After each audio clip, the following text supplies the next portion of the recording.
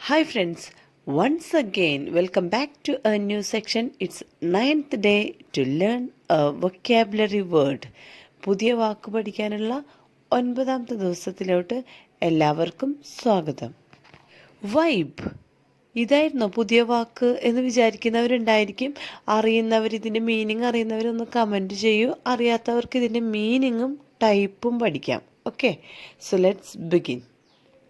ഇതിൻ്റെ original meanings atmosphere, energy, mood, feeling, ambience എന്നൊക്കെയാണ്.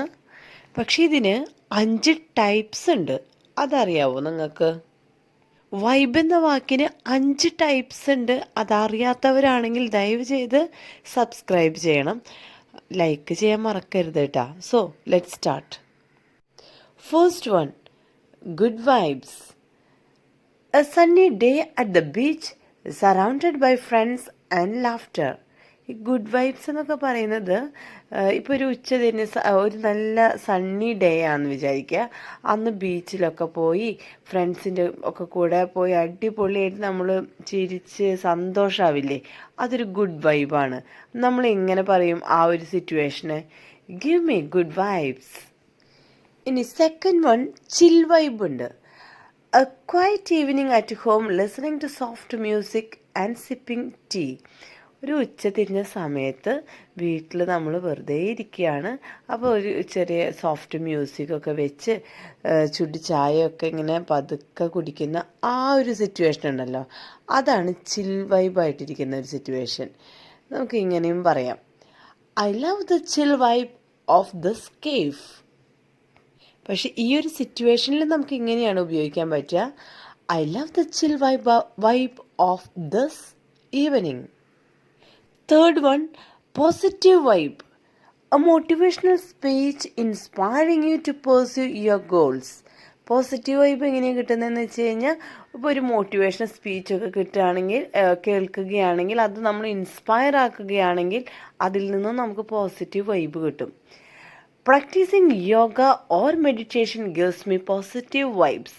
അതുപോലെ പ്രാക്ടീസ് ചെയ്യുക, യോഗ മെഡിറ്റേഷനൊക്കെ ആ സമയത്ത് നമുക്ക് ഉപയോഗിക്കാൻ പറ്റുന്ന ഒരു സെൻറ്റൻസാണ് ഈ പോസിറ്റീവ് വൈബ് എന്ന് പറയുന്നത്. നാലാമത്തെ വൈബാണ് ബാഡ് വൈബ്സ്.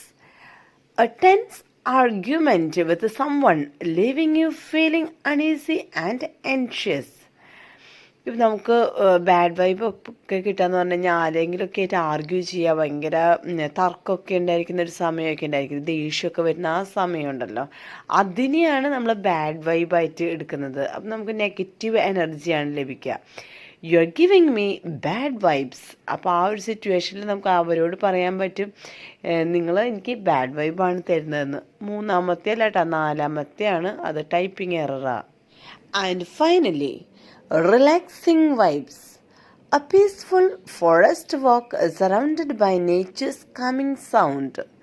ഒരു നല്ല പീസ്ഫുള്ളായിട്ട് സമാധാനപരമായ ഒരു അന്തരീക്ഷത്തിലൊക്കെ നമ്മൾ നടക്കില്ലേ, ആ ഒരു സിറ്റുവേഷനെ പറയുന്നതാണ് റിലാക്സ് ചെയ്യാന്ന് പറയില്ലേ, ആ സമയം തന്നെ. അതിനെയാണ് റിലാക്സിങ് വൈബ്സ് എന്ന് പറയുന്നത്. The place has A great vibes. അങ്ങനെ ഒരു സിറ്റുവേഷൻ, ആ ഒരു സ്ഥലത്തിനെയൊക്കെ നമ്മൾ പറയുക, അവിടെ നിന്ന് നമുക്ക് റിലാക്സിങ് ആയിട്ടുള്ള വൈബ്സ് കിട്ടുന്നുണ്ട്.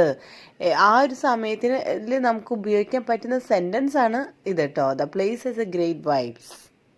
ഈ വീഡിയോ ഉപകാരപ്രദമായോ നിങ്ങൾക്ക്? ആയെങ്കിൽ സബ്സ്ക്രൈബ് ചെയ്യാത്തവർ ഇനിയും സബ്സ്ക്രൈബ് ചെയ്യാൻ സമയമുണ്ട് കേട്ടോ. ഒന്ന് സബ്സ്ക്രൈബ് ചെയ്ത് ലൈക്ക് അടിച്ച് ഒന്ന് കമൻറ്റ് ചെയ്തിട്ടൊക്കെ ഒന്ന് പോണേ. So we meet you with the next video. Bye then, take care and good by.